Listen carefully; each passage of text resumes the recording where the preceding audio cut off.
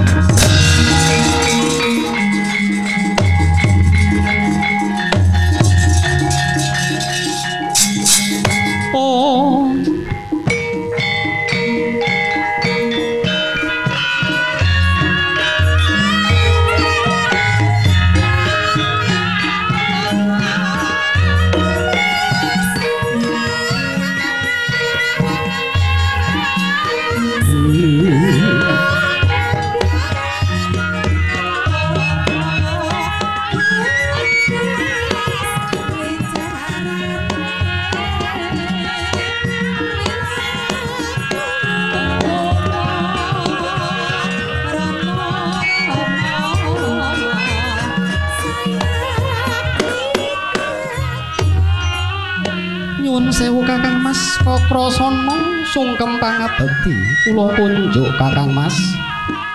Hinayarana. Pun Kakang ora butuh pangabektimu, Kakrasana ora butuh sembahmu Yai. Sing tak butuhke kuwi kabeh iki mau ora ana liya mung kejaba. Ngerti karo kahananmu dhewe. Nayarana. Lho mangke rumiyin Kakang. Ingkang ngertos dhateng kahanan kula menika namung kula pribadi dadi tiyang sanes. Banjur karepmu apa? Lah kok kowe seneng begal? Karepmu apa dene kowe seneng colong jupung? Ayo ngomong. Apa kowe rumangsa mangkok? Apa kowe rumangsa bombong iso njupuk bandane liyan ngono apa kowe? Iya. Kula menika muhung sabiyantu dhateng para kawulit ingkang kacingkrangan gesangipun Kakang cobita dipun penggalih. Kahanan negari Mandura kalenggan samangke menika kados mekaten. Sing enak uripe ya penak, sing keserakat uripe saya melarat cobita mangtingali. Cobi mangtingali Kakang. Panggesanganipun para kawula ingkang Mandura menika sedaya sami nandhang kecingkrangan. Ning semunipun para leluhur-leluhur ingkang lenggah wonten inggil menika boten wonten gregetipun anggenipun badhe ngentas panggesangane para kawalit wau. Mula boten aneh boten mukal Nayarana lajeng begal kula dumarata dhateng para kawalit ingkang kula rampok ingkang kula jarah raya bondo donyanipun menika boten sadingatiyang lho Kakang, boten sadingatiyang. Kula menika sampun mangertos pundi bondo donyane ingkang perlu kula jupuk lan pundi ingkang boten. Nayarana. Apa ana cara liya nggonmu sabiyantu? Apa ana cara liya nggonmu ngewangi para kawula cilik sing padha kecingkangan uripe kae saliyane nggonmu begal? Yai. Lereno nggonmu begal lho Di. Sebat yang kon bacotake kriyan dadi grojokan glandang carang saka pucuk. Sumurpa Yai.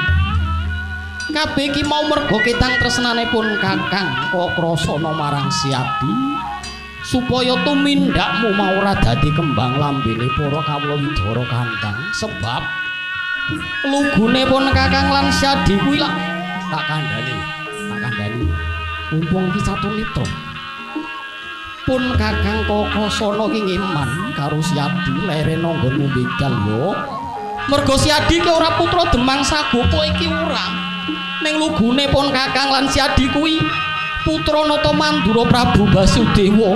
Mula lerena tumindakmu Yayi. Walah dalah.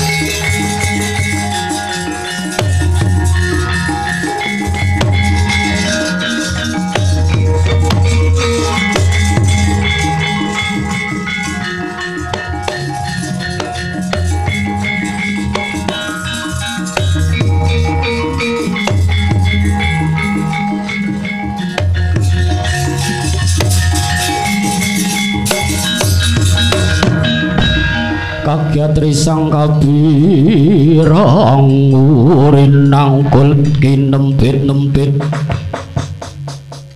Tusang retnaning bawono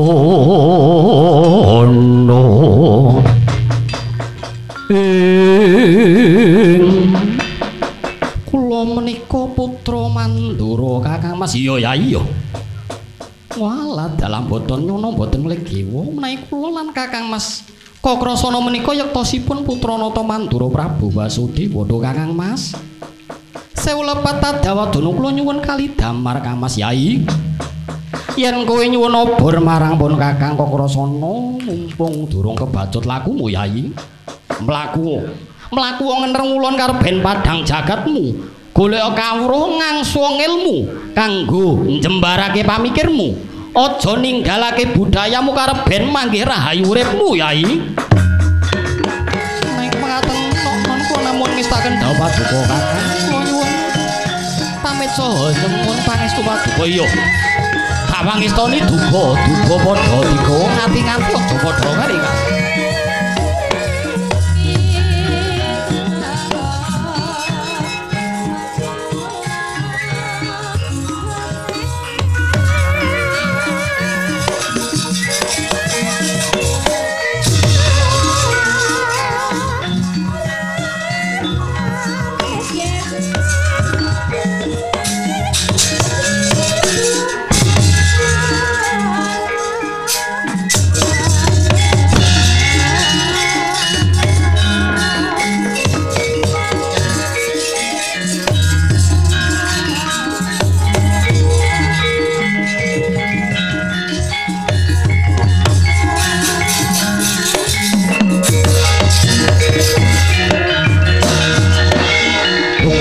caritane siji panggonane tan kadhi ingkang wonten Kadipaten Sengkapura Raden Kangsa Dewa ngawi sagung para prajurit nganti kumricik suarane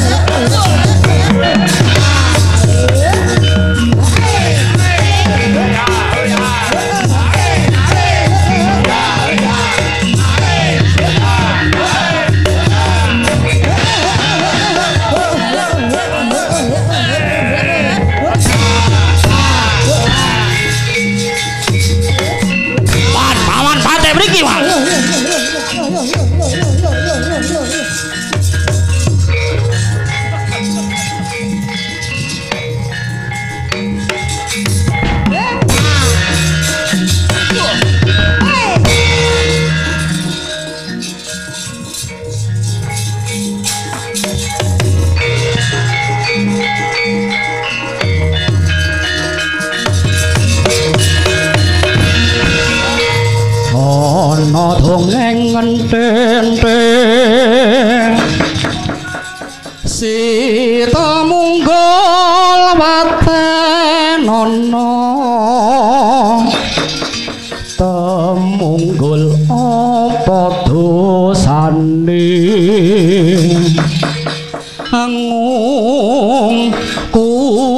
beli mringso sama aja tindak kualat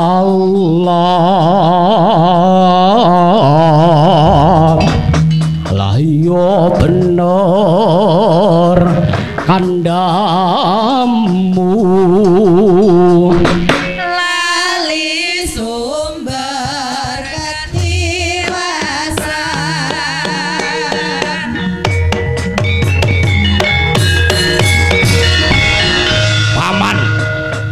paman badhe Suratrimon to paman kawula ndondon inggih wonten timbalan ingkang adhawuhir anak Prabu Basara Kangsa marma tebih kula wehi cetlak kula raketaken sebab wonten bab wigati ingkang badhe kula andharaken dhateng ndika paman Suratrimantara nggih bebasan idam rujaing cempaluk daya-daya wruh jatining gati kepareng apa nabati cumadong dawuh menapa ta wonten pakaran ingkang kedah kula tindaken aja to kang langka ginayu manungsa senadyan mokal ginayu dening para dewa badhe kula sembadani kongger bagus paman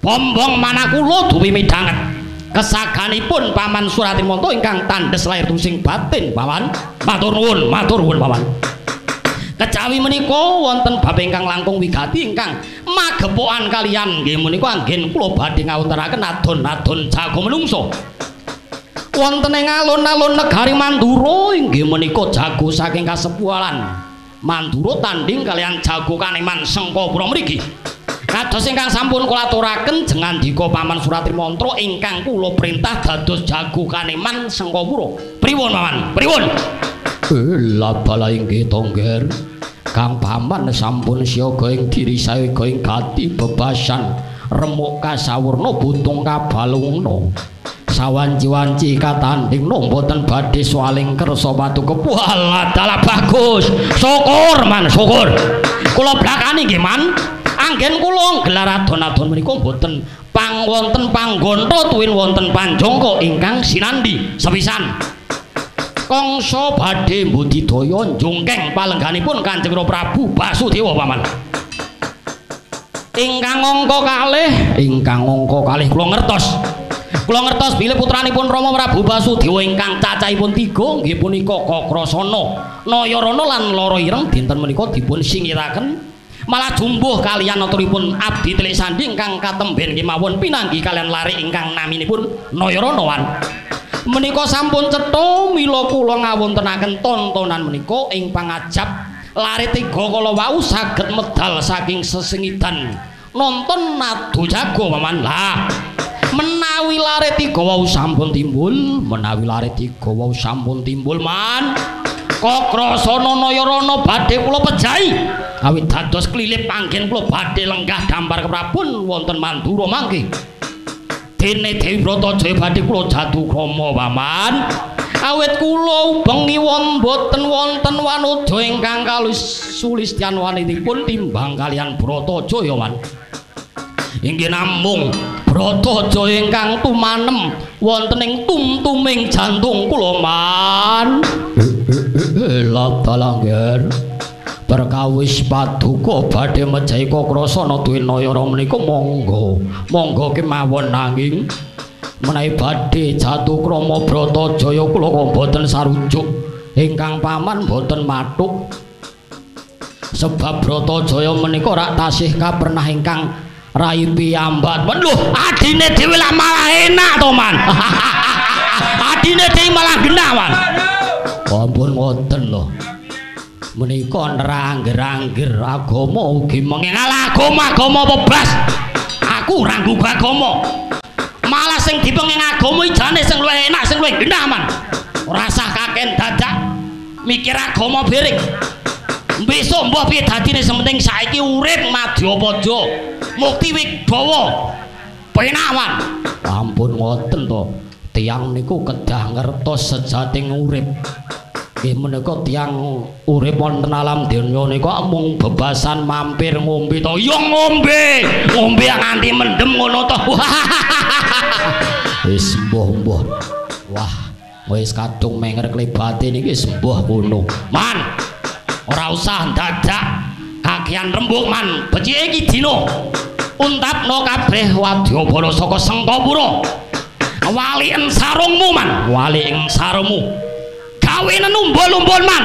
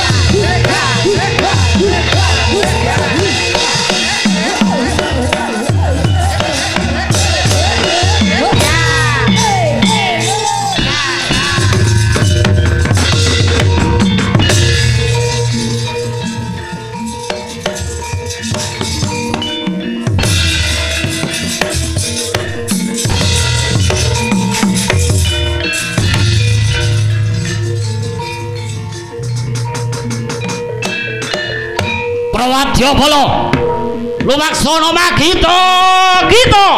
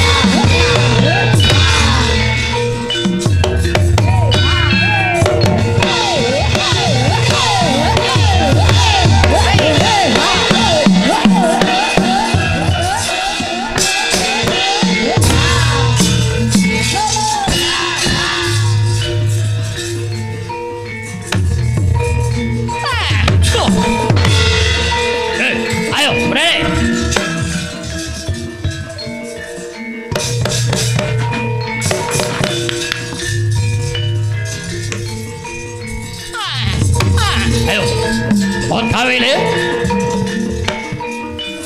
Ayo mangkat.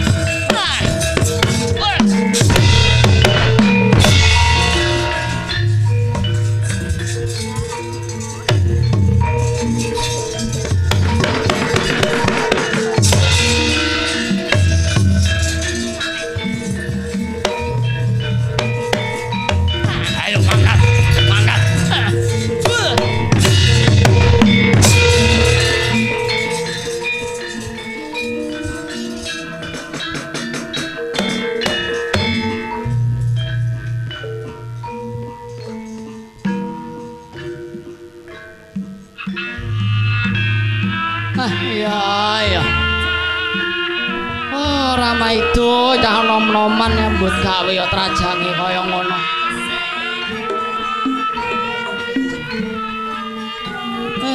Ya kono lelek wis enom balungmu seroso tenagamu seroso. Aku wong tua ya trimo alon-alon wae. Anajan aku wong tua klebu prajurit saka Sengkapura, juru nucum tukang nyebar uyah. Ya. Mbut gawe ki alon-alon waton kelakon. Ngremet-ngremet watone slamet. Aku tak golek kendaraan.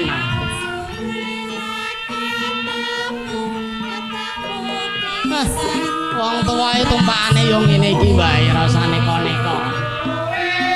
Kendaraan sing ramah lingkungan yo iki. Wis ora tau dienggo tinggalane Mbah Kongceh. Atos apa rabane?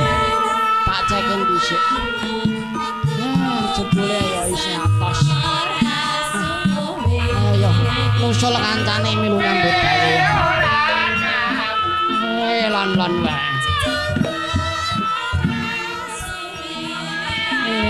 Senae ngene.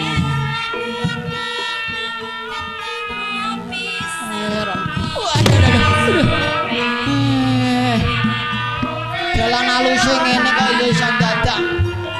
Kesleyo bae nganti cukung garpune iki piye.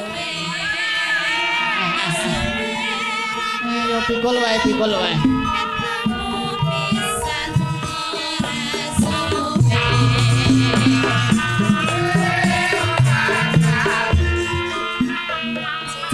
Cilaka iki mengko yen ora golek nunutan utawa ojek ya ayo.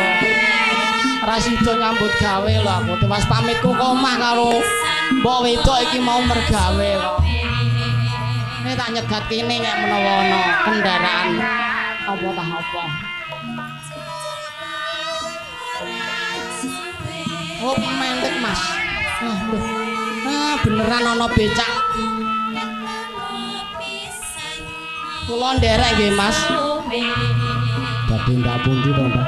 Wis ngetutno bocah-bocah Sengkapura mau. Melu nyambut gawe yen aku ora mangkat cilaka. Aku sing tukang sebar uyah pasang keselamatane bocah-bocah yen ora aku mangkat ayo sakno bocah-bocah ana apa-apa ning dalan. Nggih monggo, Mbah. Nyuwun sewu nggih. Nderek mangkat nyambut gawe. Monggo, Mbah, bal mangkat. Nggih.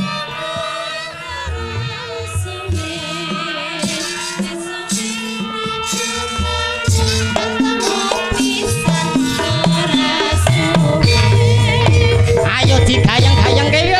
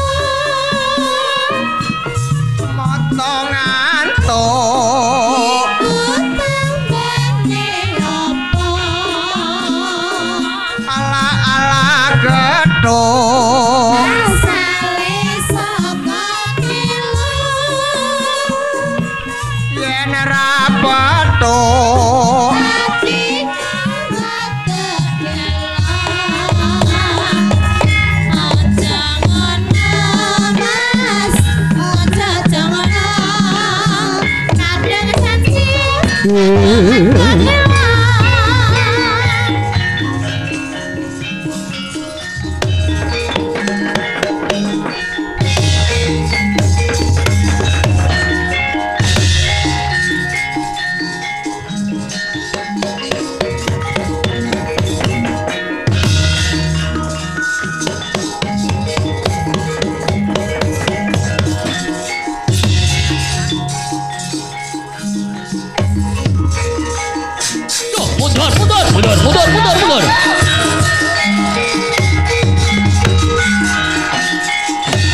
Mundur, Cok, mundur. Yo, mundur. Mundur.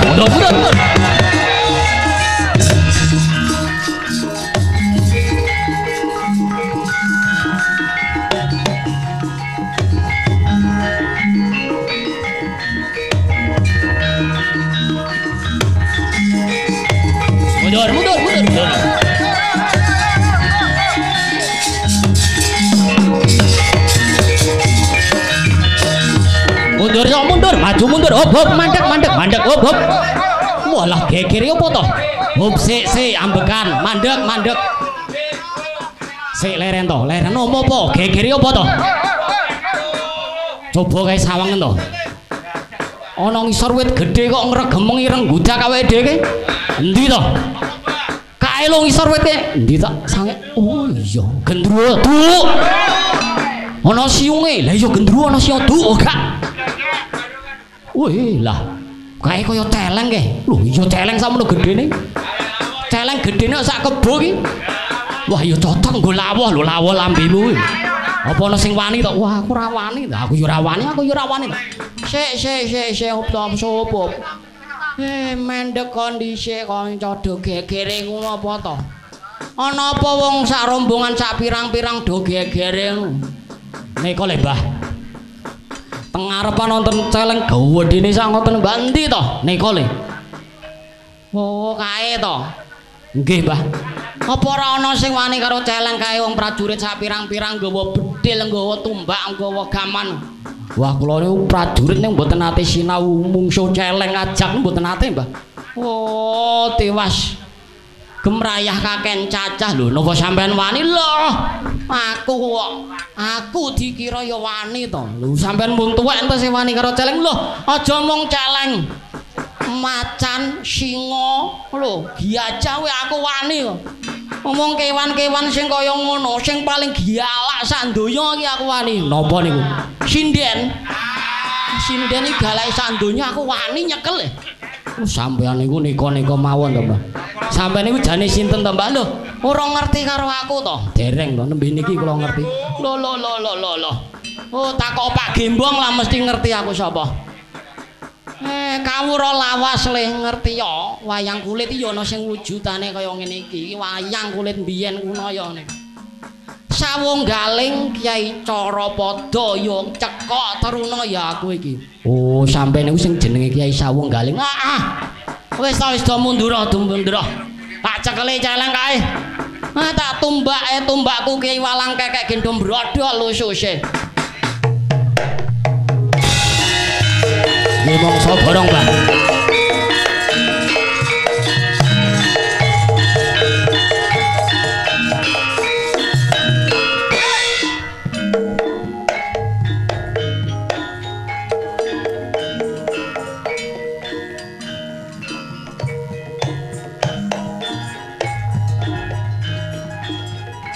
Olahraga wong tua digawekno cah nom-nom kok nyekel celeng. Ora dadi apa.